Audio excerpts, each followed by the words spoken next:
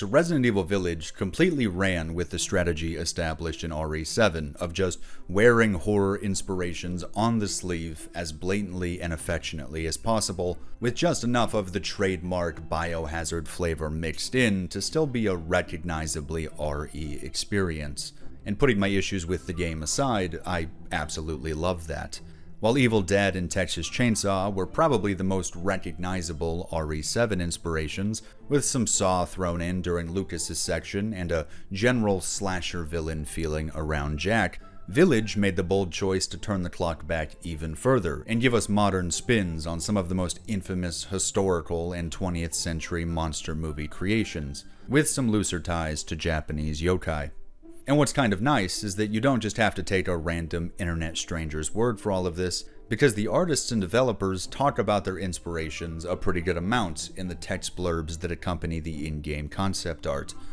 But with that said, let's return to Buttfuck Romania and the titular village and talk about the horror icons remade there. So there's a relatively recent horror creation, only becoming widely circulated around 2008, called the Hachi Shakusama? Hachi-shaku-sama. Thankfully, this translates to the much simpler Miss 8 Feet Tall. And despite being pretty new and frankly derivative of a lot of other scary Japanese spirits, pale, weird-shaped woman with dark hair, pretty popular in the East, it's already managed to leave a respectable pop culture footprint, being featured in the 5th Fatal Frame game, for example. Which I haven't actually played, but the series as a whole is pretty goddamn creepy, so maybe it's good.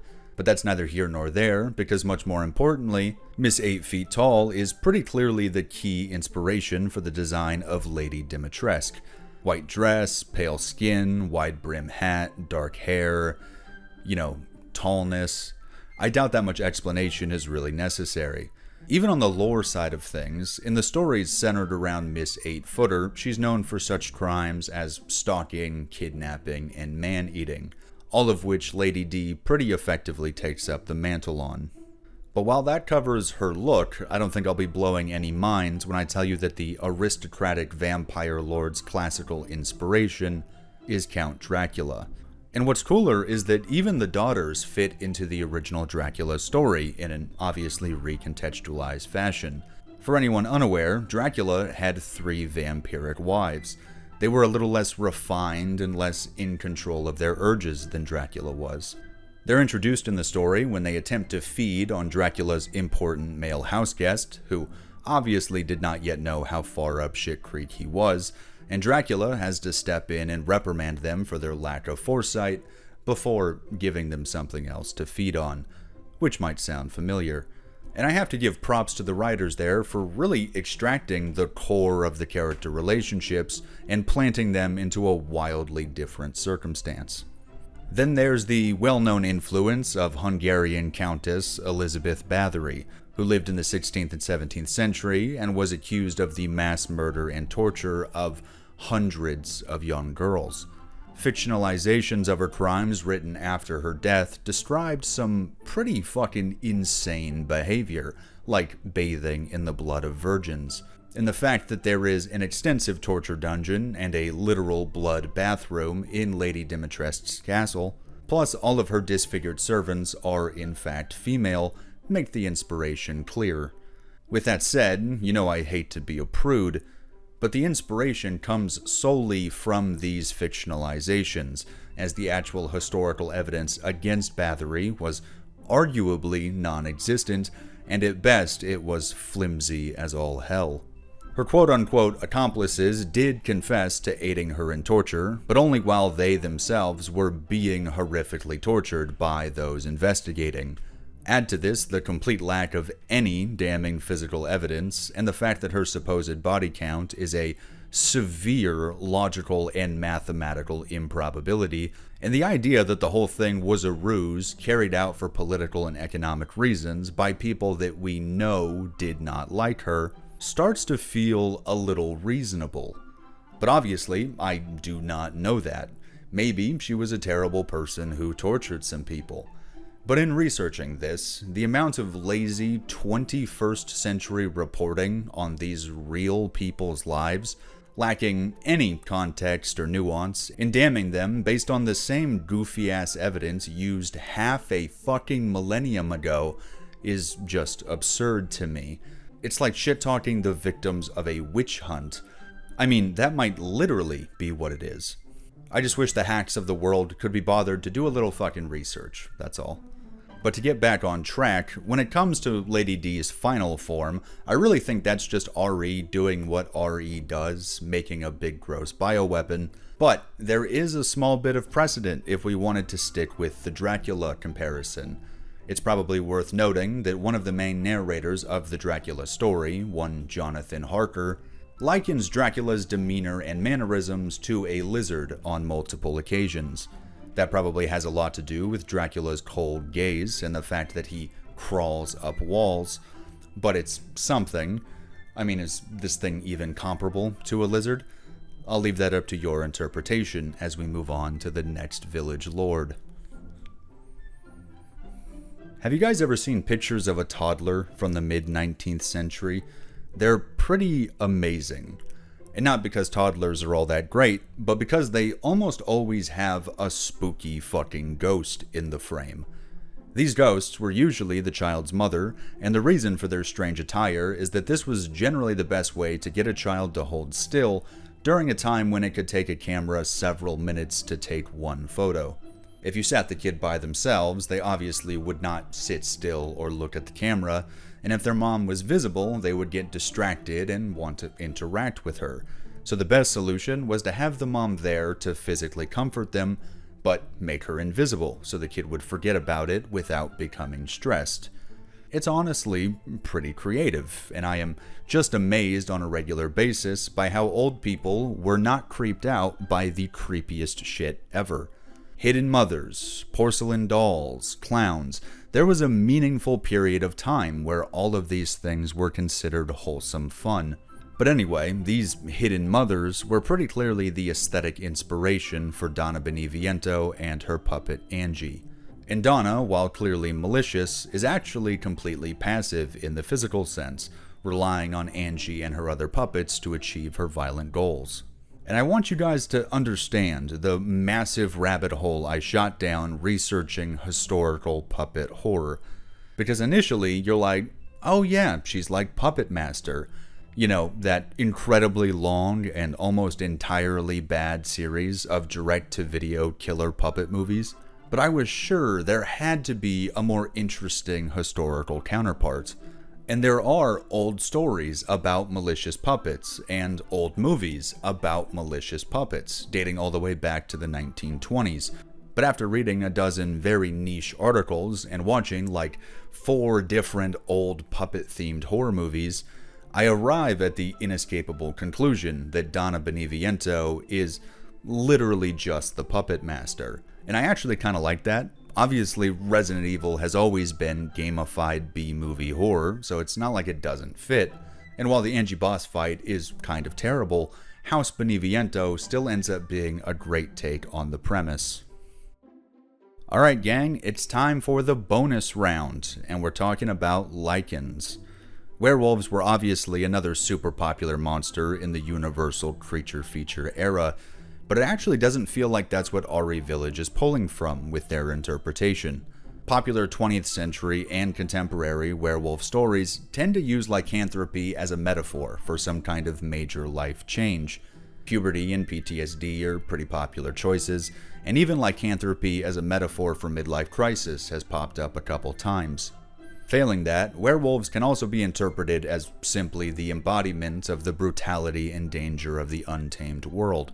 And while I can't really find a strong parallel to those kinds of storytelling in Village, if we look back a whole lot farther, we find the strong ties that werewolf stories have with cults, witches, and farming.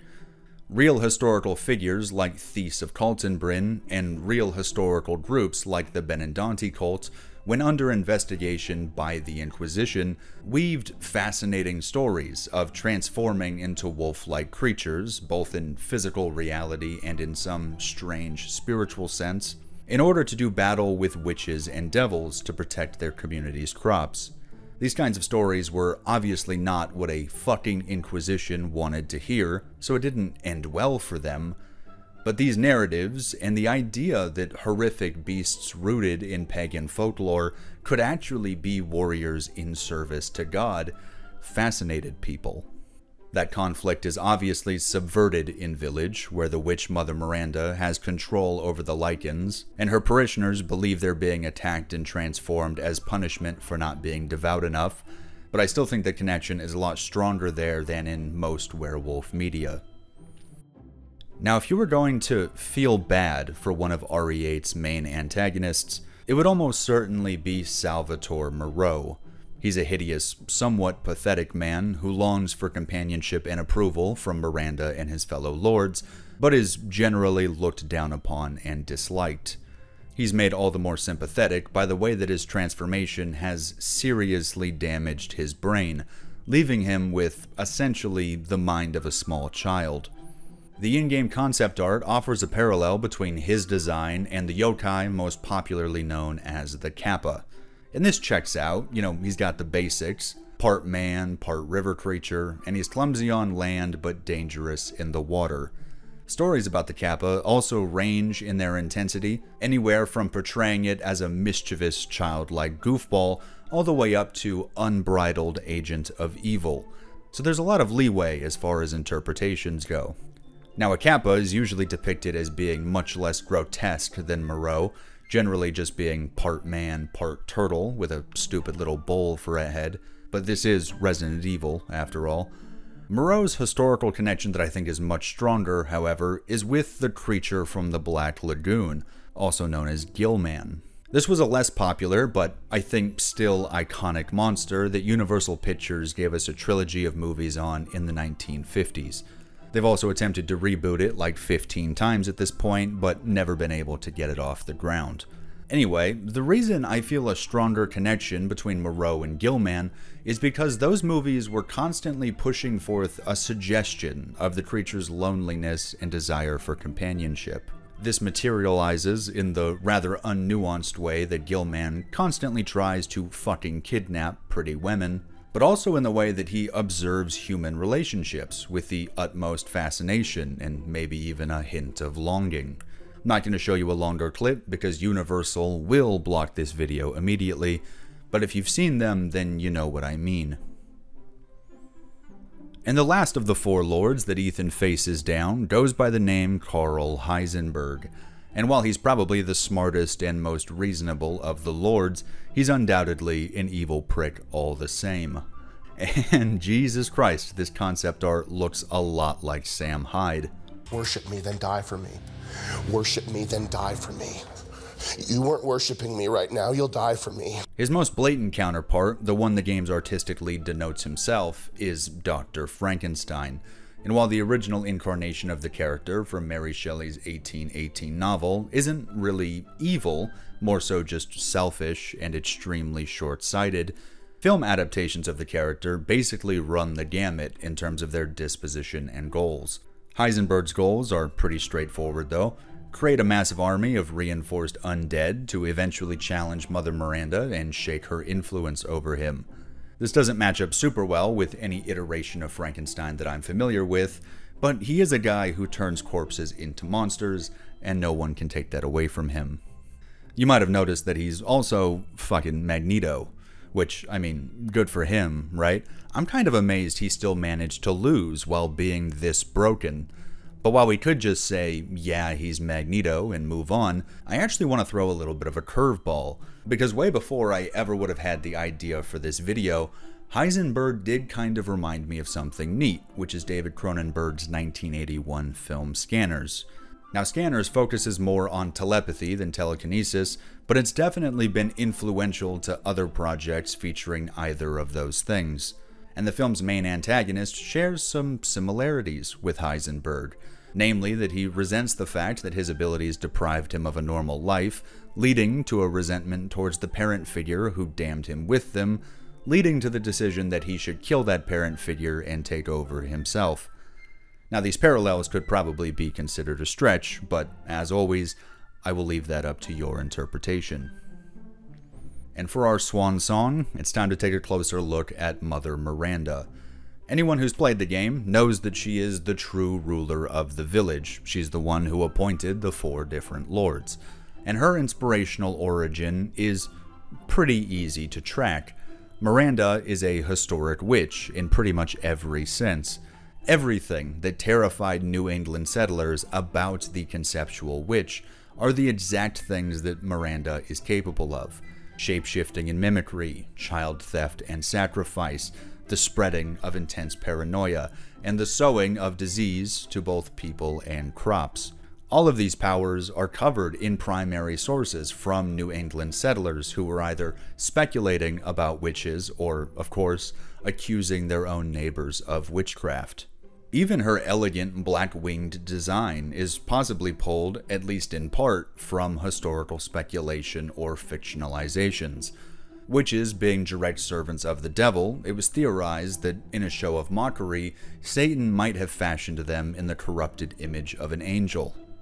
Now, the in-game concept art tells us that they modeled Miranda after the concept of a crow queen, which could be referencing the Morrigan from Irish mythology, which is thought to have been 3 separate entities which comprised a single goddess associated with doom, death, and war, because she's sometimes referred to as the Crow Queen, and is also a pale woman who enjoys being and controlling crows. But it could also literally mean someone told the artists, hey, make a Crow Queen, and they did. I'll leave that up to your best guess. Anyway, there's our brief look into the historic inspirations of Resident Evil Village. Are there any other bits of media or history we should take a look at? Feel free to let me know, and I'll talk to you guys later.